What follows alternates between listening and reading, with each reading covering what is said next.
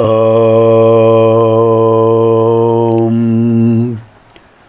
శ్రీ గురుభ్యో నమః.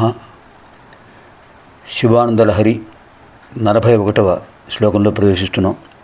ముందుగా లలితా పంచకంలో తృతీయ శ్లోకం.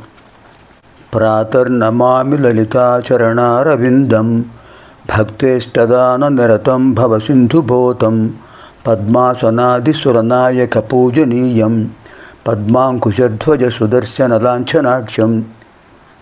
ప్రాతః స్మరామి, ప్రాతకాలంలో స్మరిస్తున్నాను. ఎవరిని? లలితాచరణ అరవిందం, ఆ లలితాపరాభట్టారిక మాత యొక్క పాదపద్మాలను. ఎటువంటివి? భక్తిష్టదానరతం, భక్త ఇష్ట దానరతం, భక్తులకు ఇష్టమైన వాటిని ఇచ్చేటటువంటి పాదపద్మం. భవసింధుపోతం, సంసార సాగరాన్ని దాటడానికి ఒక పోతం, పడవ లాంటిది ఆ అమ్మవారి పాదపద్మం. పద్మాసనాది సురనాయక పూజనీయం, పద్మాసన ఆది, పద్మాసన అంటే బ్రహ్మదేవుడు, ఆది అంటే మొదలైన, సురనాయక అంటే ఇంద్రుడు, బ్రహ్మేంద్రాది దేవతలందరూ కూడా పూజిస్తూ ఉంటారు ఆ పాదపద్మాన్ని. పద్మాంకుశధ్వజ సుదర్శన లాంఛనాక్షం, పద్మము, అంకుశము, ధ్వజము, సుదర్శనము అనేటటువంటి ముద్రలు కలిగిన అమ్మవారి పాదాలకు నేను నమస్కరిస్తున్నాను. ప్రాతర్నమామి లలితాచరణారవిందం భక్తేష్టదాన నిరతం భవసింధుభూతం పద్మాసనాది సురనాయక పూజనీయం పద్మాంకుశధ్వజ సుదర్శన లాంఛనాక్షం. ఇదానీం వయం 41తమ లహర్యాం ప్రవిశామః. ఇప్పుడు 41వ శివానంద లహరి శ్లోకంలో ప్రవేశిస్తున్నాం. పాపోత్పాత విమోచనాయ రుచిరైశ్వర్యాయ మృత్యుంజయ స్తోత్రధ్యాననతి ప్రదక్షిణ సపర్యాలోకనాకర్ణనే జిహ్వాచిత్తశిరోంఘ్రిహస్తనయన స్తోత్రైరహం ప్రార్థితో మామాజ్ఞాపయ తన్నిరూపయ ముహుర్మామేవ మామేవచ. మృత్యుంజయ, మృత్యువును జయించిన ఓ పరమేశ్వర. పాపోత్పాత విమోచనాయ, పాపముల నుండి ప్రమాదాల నుండి విముక్తి పొందడానికి. రుచిర ఐశ్వర్యాయ, ప్రకాశమానమైన ఐశ్వర్యం కోసం. అహం, నేను. ఇక్కడ అహం అంటే నేను, అంటే భక్తుడు.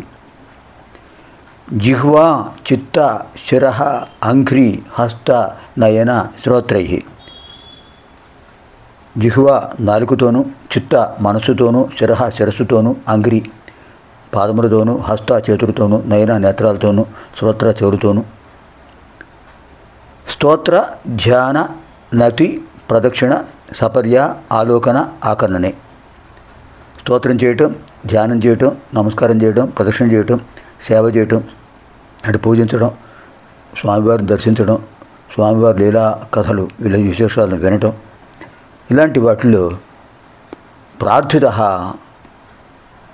కోరబడిన వాడును. నేను కోరాను స్వామి ఇలాంటివి చేయాలని. నా పంచజ్ఞానేంద్రియాలతో పంచకర్మేంద్రియాలతో మీ సేవ చేయాలి.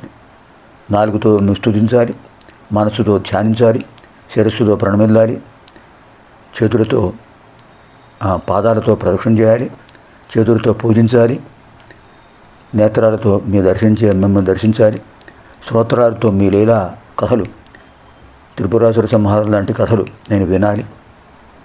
అలాంటి అవకాశాన్ని నాకు ఇవ్వండి స్వామి. మాం ఆజ్ఞాపయ, నన్ను ఆజ్ఞాపించండి.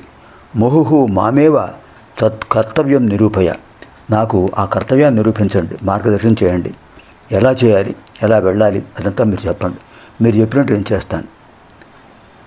మే నాకు అవచహ మా భూత్, నాకు అవచహ మాట్లాడలేకపోవడం అనేది మా ఉండకూడదు. నేను ఎప్పుడు మిమ్మల్ని స్తోత్రం చెప్తూనే ఉండాలి. విశేషమైన భావన ఇది, క్రమాలంకారం అంటారు.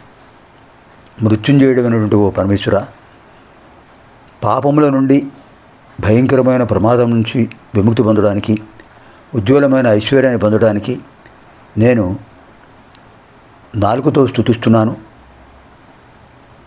మనస్సుతో ధ్యానిస్తున్నాను, శిరస్సుతో నమస్కరిస్తున్నాను, పాదాలతో ప్రదక్షిణ చేస్తున్నాను, చేతులతో పూజిస్తున్నాను, నేత్రాలతో దర్శిస్తున్నాను, శ్రోత్రాలతో మీ లీలా కథలు వింటున్నాను. ఈ అవకాశాన్ని నాకు ఇవ్వండి. నన్ను ఆజ్ఞాపించండి ఇలా చేయాలి అని, మార్గదర్శనం చేయండి, నా కర్తవ్యాన్ని చెప్పండి. కానీ వాక్కుల అభావం మాత్రం ఎప్పుడు కల్పించకండి. నేను ఎప్పుడు మిమ్మల్ని స్తోత్రం చేసే వాగ్వైభవాన్ని కల్పించండి. అద్భుతమైన భావన. పాపోత్పాత విమోచనాయ రుచిరైశ్వర్యాయ మృత్యుంజయ స్తోత్రధ్యాననతి ప్రదక్షిణ సపర్యాలోకనాకర్ణనే జిహ్వాచిత్తశిరోంఘ్రిహస్తనయన స్తోత్రైరహం ప్రార్థితో మామాజ్ఞాపయతన్నిరూపయ ముహుర్మామేవ మామేవ చ. పునర్మిలామ ఆగామిని కార్యక్రమే. సర్వేభ్యः పార్వతీపరమేశ్వరः ద్వియానుగ్రహప్రాప్తిరస్తు. శుభం భవతు. స్వస్తి.